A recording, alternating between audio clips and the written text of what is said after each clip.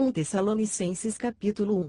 Paulo, Silvano e Timóteo, a Igreja dos Tessalonicenses, em Deus Pai e no Senhor Jesus Cristo, graça e paz a vós outros. Ação de graças pela fé da Igreja. Sempre agradecemos a Deus por todos vós, mencionando-vos em nossas orações.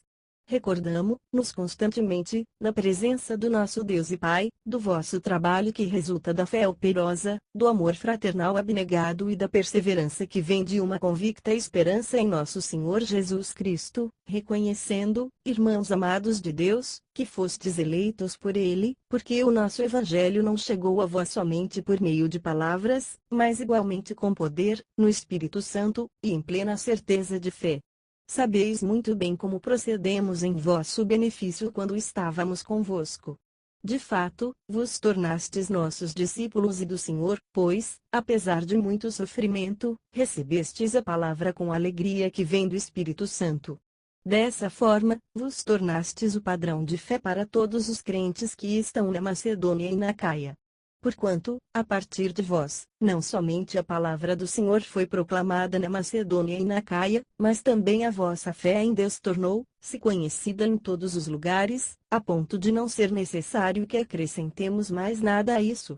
Porque todos eles relatam de que maneira fomos recebidos por vós, e de que maneira vos convertestes dos ídolos a Deus, para servirdes ao Deus vivo e verdadeiro, enquanto aguardais do céu seu Filho, a quem ele ressuscitou dentre os mortos, Jesus, que nos livra da ira que certamente virá.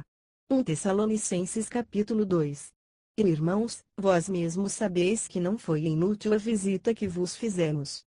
Apesar de termos sido maltratados e muito ofendidos em Filipos, como é de vosso conhecimento, nosso Deus nos proporcionou uma disposição corajosa para vos anunciar seu Evangelho em meio a grandes batalhas. Pois a nossa exortação não tem origem no pecado nem tampouco em motivos impuros, muito menos temos qualquer intenção de vos enganar, pelo contrário, visto que somos homens de Deus, aprovados por Ele para nos confiar seu Evangelho, não pregamos para agradar as pessoas, mas sim a Deus, que prova o nosso coração. A verdade é que jamais nos utilizamos de linguagem bajuladora, como bem sabeis, nem de artimanhas gananciosas. Deus é testemunha desta verdade. Da mesma forma, nunca nos dedicamos a buscar honrarias, quer da vossa parte ou mesmo de outros. Muito embora, como apóstolos de Cristo, pudéssemos ter solicitado de vós o nosso sustento, todavia, agimos entre vós com todo desprendimento, como a mãe que acarinha os próprios filhos. Assim, por causa do grande afeto por vós, decidimos dar-lhes não somente o Evangelho de Deus, mas igualmente a nossa própria vida, tendo em vista que vos tornastes muito amados por nós. Porque, certamente, vos recordais, caros irmãos, do nosso dedicado e extenuante ministério, de como, noite e dia, trabalhamos para não vivermos à custa de nenhum de vós, enquanto vos comunicávamos o Evangelho de Deus.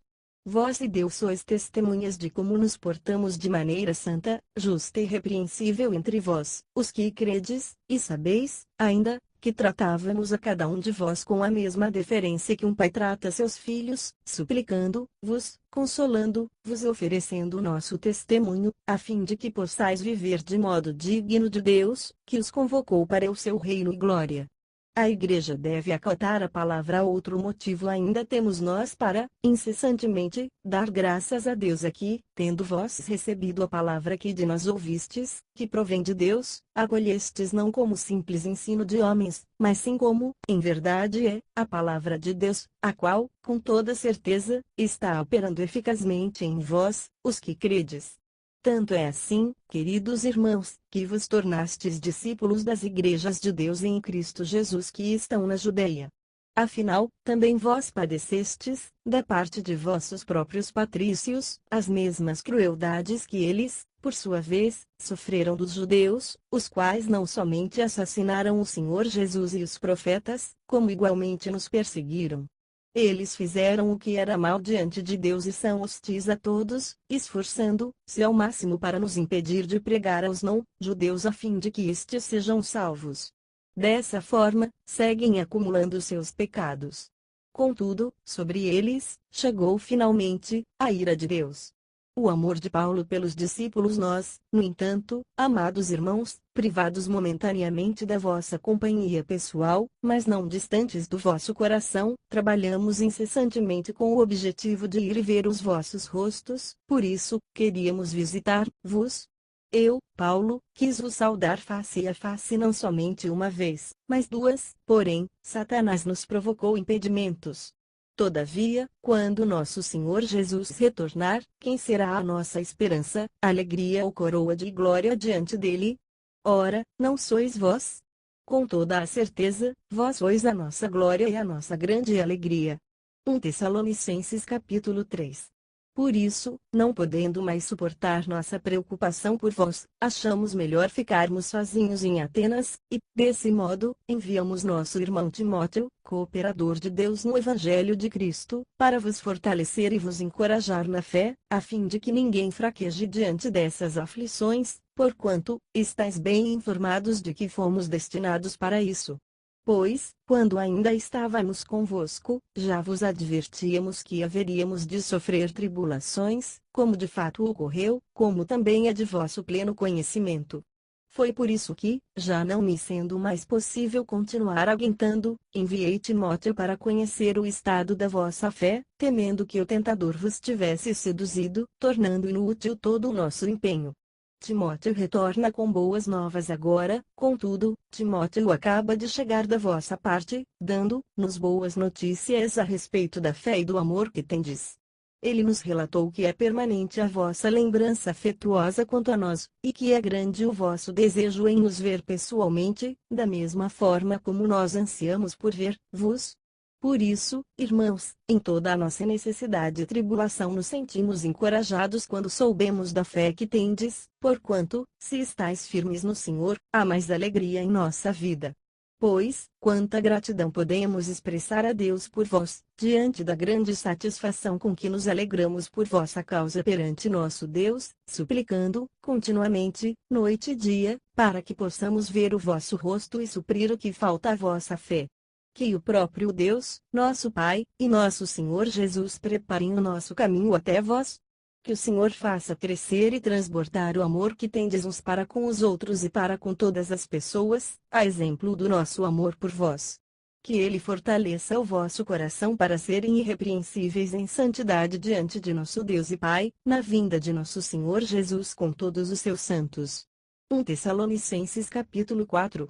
Quanto a mais, caros irmãos, já vos orientamos acerca de como viver a fim de agradar a Deus e, de fato, assim estáis caminhando. Agora, vos rogamos e encorajamos no Senhor Jesus que, nesse sentido, vos aperfeiçoeis cada vez mais. Pois sabeis os mandamentos que vos recomendamos pela autoridade do Senhor Jesus. A vontade de Deus é esta vossa santificação, por isso, afastai-vos da imoralidade sexual. Cada um de vós saiba viver com seu próprio cônjuge em santidade e honra, não dominados pela paixão de desejo sem controle, à semelhança dos pagãos que não conhecem a Deus. Quanto a este assunto, ninguém seduza ou tire proveito de seu irmão, porque o Senhor castigará todas essas práticas, como já vos advertimos com toda a certeza. Pois Deus não nos convocou para a impureza, mas sim para a santificação. Portanto, aquele que rejeita estas orientações não está rejeitando o homem, mas a Deus, que vos outorga o seu Espírito Santo. O cristão deve agir com amor no que se refere ao amor fraternal, entretanto, não há necessidade de que eu vos escreva, porquanto vós mesmos estáis por Deus instruídos que deveis amar-vos uns aos outros, e, na verdade, estáis praticando esta ordem mesmo para com todos os irmãos em toda a Macedônia. Todavia, vos encorajamos, queridos irmãos, que vos aperfeiçoeis nisto cada vez mais, buscando viver em paz, cuidando cada qual da sua vida, e trabalhando com as próprias mãos, como já vos orientamos, de modo que vos porteis com dignidade para com os de fora, e de nada havenhais a necessitar da parte deles. A volta de Cristo e os crentes não desejamos, no entanto, irmãos, que sejais ignorantes em relação aos que já dormem no Senhor, para que não vos entristeçais como os outros que não possuem a esperança. Porquanto, se cremos que Jesus morreu e ressuscitou, da mesma maneira devemos crer que Deus, por intermédio de Jesus, trará juntamente com ele os que nele faleceram. Afirmamos a todos vós, pela palavra do Senhor, que nós, os que estivermos vivos quando ceder o retorno do Senhor, certamente não precederemos os que dormem nele. Pois, dada a ordem, com a voz do arcanjo e o ressoar da trombeta de Deus, o próprio Senhor descerá dos céus, e os mortos em Cristo ressuscitarão primeiro. Logo em seguida, nós, os que estivermos vivos sobre a terra, seremos arrebatados como eles nas nuvens, para o encontro com o Senhor nos ares. E, assim, estaremos com Cristo para sempre. Consolai-vos, portanto, uns aos outros com estas palavras. 1 Tessalonicenses capítulo 5. Caros irmãos, em relação aos tempos e épocas, não é necessário que eu vos escreva, pois vós mesmos estáis bem informados de que o dia do Senhor virá como ladrão à noite. Quando vos afirmarem paz e segurança, eis que repentina destruição se precipitará sobre eles, assim como as dores de parto tomam uma mulher grávida, e de forma alguma encontrarão escape. Revestir-se de Cristo e vigiar. Entretanto, vós irmãos, não estáis vivendo nas trevas, para que esse dia, como se fosse um ladrão, vos ataque de surpresa, porquanto, vós todos sois filhos da luz e filhos do dia, nós não somos da noite, muito menos das trevas. Assim, pois, não durmamos como os demais, mas estejamos alertas e sejamos sóbrios, pois os que dormem, adormecem de noite, e os que se embriagam, é de noite que se embebedam. Nós, no entanto, que somos do dia, sejamos sóbrios, revestindo-nos da armadura da fé e do amor, tendo por capacete a esperança da salvação. Porque Deus não nos designou para a ira, mas para sermos contemplados pela salvação por intermédio de nosso Senhor Jesus Cristo. Ele morreu por nós para que, quer estejamos acordados quer dormindo, vivamos unidos a Ele. Por isso, aconselhai-vos e encorajai-vos mutuamente, como de fato já estáis fazendo.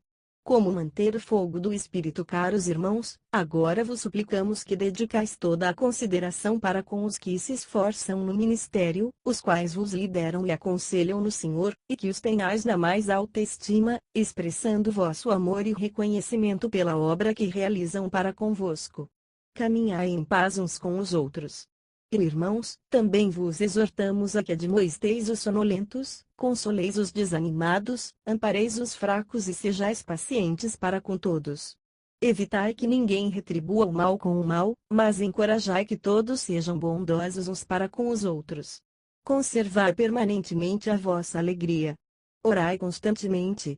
Dai graças em toda e qualquer circunstância, porquanto essa é a vontade de Deus em Cristo Jesus para convosco. Não apagueis o fulgor do Espírito.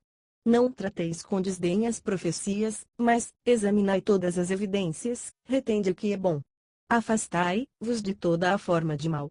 Oração pela vida integral da Igreja. Que o próprio Deus da paz vos santifique integralmente. Que todo o vosso espírito, alma e corpo sejam mantidos irrepreensíveis na vinda de nosso Senhor Jesus Cristo. Aquele que vos chama é fiel, e Ele também o fará. Pedido de oração e saudação final. Irmãos, orai por nós. Saudai todos os irmãos com um beijo santo. Encarrego-vos, pelo Senhor, que esta carta seja lida para todos os irmãos. Bênção apostólica. A graça de nosso Senhor Jesus Cristo esteja em todos vós.